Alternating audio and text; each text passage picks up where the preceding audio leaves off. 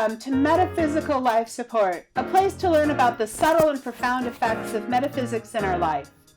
This show is about exploration tools and the people who live in awareness, supporting and inspiring us to live with and from our source, empowering us to manifest consciously, encouraging us to have compassion and a sense of humor about being human.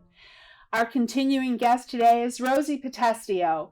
She's a dear friend of mine, and we're going to pick up where we left off before, where you're exploring different spiritual paths. Yes, I was in my late 20s in Santa Cruz exploring wonderful metaphysical paths and Buddhism and Taoism and wonderful group work and just growing and thriving and having so much fun.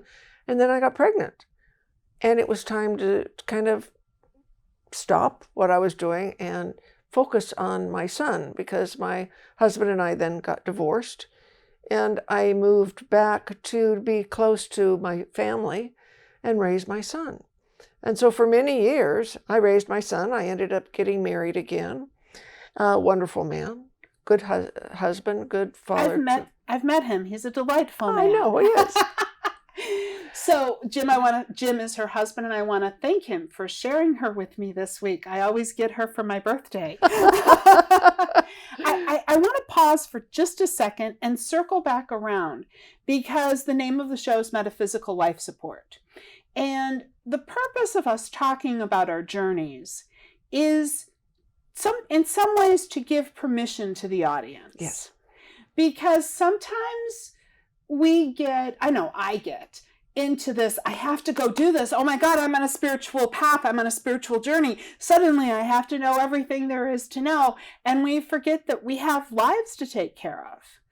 Or sometimes we get so caught up in taking care of our lives that we forget to nurture our soul. Yes. And this is part of the play of life and metaphysics. For me, understanding that everything starts with energy and everything starts in the unseen has helped me when I find myself in a situation where I have to go back and say, okay, divine Archangel Michael, somebody help me out here, because what am I doing with all this matter in the world? So going back to that metaphysical helps me going forward. Right. So you left the ranch, and you went and you played in the city and expanded your consciousness, and then it was time to go back to the ranch and deal with the practical needs of a mother. Right. Raising my son, making a living, supporting my family.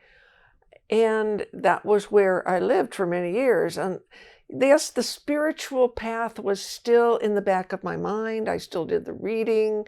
Practically, my mom and I talked a lot about spirituality, but it was a hobby. It wasn't my life. And yet it was gnawing at me to be recognized. So I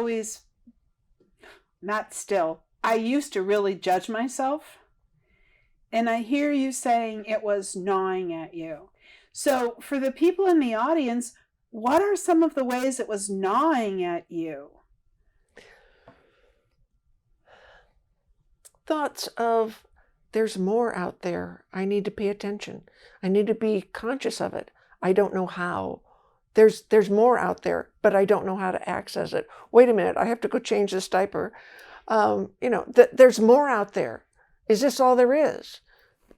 Which is, and this goes into a whole nother topic we're not going to explore today, the power of tools that we have now, like mindfulness and the work of Eckhart Tolle, who encourages presence. Yeah. We didn't have that. So yeah, this is another thing to say to everybody is, it is a process, and self-judgment, or sometimes we get into this, I have to push myself. I have to go harder, faster.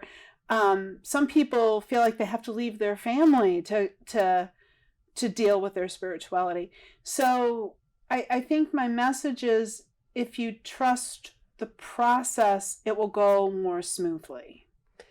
Yes. And so let's go back to you. You have this little voice in the back of your mind. Yeah, that there's more, and I'm not paying attention to it. and I need to pay attention to it. There's more.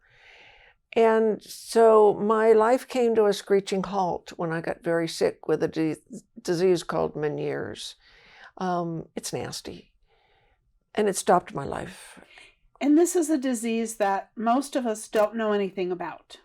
No, it's an imbalance of the inner ear, which doesn't sound too problematic, but it really is, because it brings with it migraines and vertigo and horrendous nausea and hearing loss. And severe tinnitus. And tinnitus.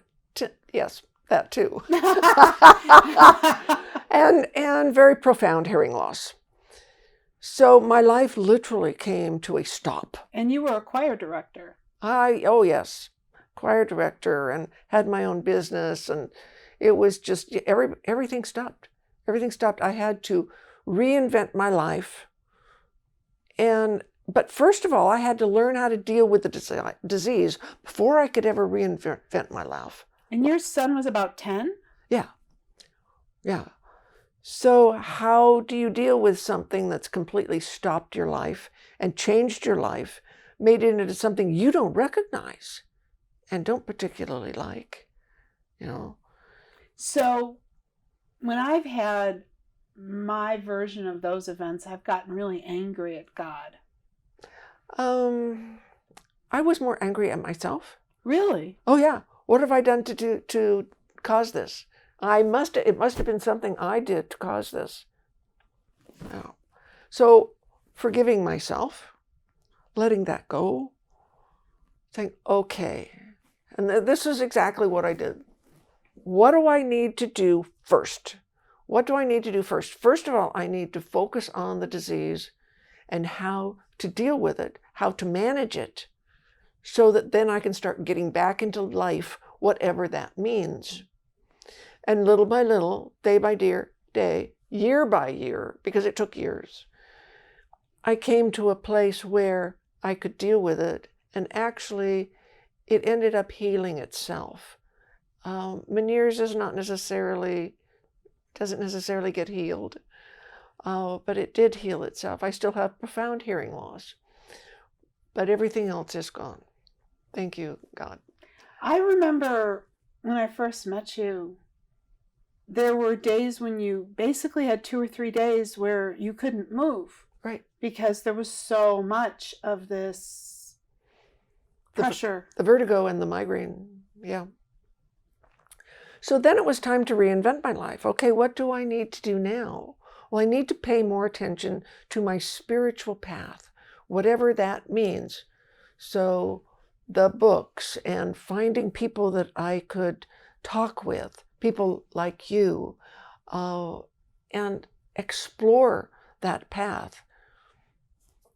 I felt compelled to add this component back into my life. I pretty much set it aside, being the wife, the homemaker, the mother, the, caregiver, and all of that. Now I was bringing that back. You talked about full circle, bringing that back into my life and finding that balance between living in the world and also recognizing that I have spirit and I have connection to the divine and I have gifts and wisdom that I need to start accessing. So in a couple of upcoming segments, we're going to talk about your path into the training as a spiritual director. Mm-hmm. We're also going to talk about forgiveness, because that's a very profound experience. We're going to talk about gratitude. And we're going to come back and talk about, as an adult, the experience of figuring out and being both amazed and honored and humbled and then developing your gifts. Yes. Thank you so much. Thank you You're so gonna much. Stay with us, right? Yes. Thank you. Thank you, Rosie, for joining us today. Remember to like, comment, and share so we can bring more awesome people and metaphysical ideas for living well. I'm Naomi Eklund. Thank you, our audience, for joining Metaphysical Life Support. Our purpose is to provide thoughtful and practical ways to explore the metaphysical reality of our life, to see where life starts and our most powerful journey toward manifesting the strength of our soul on this earth.